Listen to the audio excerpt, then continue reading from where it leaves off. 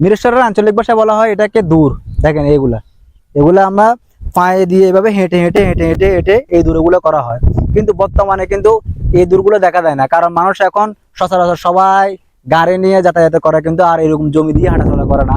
তো এখন এই বর্তমানে এই যুগে এসে এই দূরগুলো সচরাচর কমই দেখা যায়, শুধু চরাঞ্চল বা অন্যান্য জায়গার দেখা যায়, কিন্তু এলাকার ভিতরে আগে দেখা যায় না। কিন্তু আগে মানুষে অনেক, আমরা হাতে দিয়ে ছোটবেলা দেখা যেত, তখন আমরা হাতে দিয়ে যাইতাম, যখন অনেক বড় বড় মাঠেতে দূর থাকতো, কিন্তু এখন একদম নাই বললে চলে। এই দূরগুলো দূরগুলো সচরাচর মানুষের হেঁটে হেঁটে করা হয়। অনেক সময় আমরা যখন ছোট ছিলাম তখন আমরা স্কুলে যাওয়ার সময় আমরা নিজস্বভাবে আমরা দূর করতাম, হেঁটে হেঁটে দূর করতাম।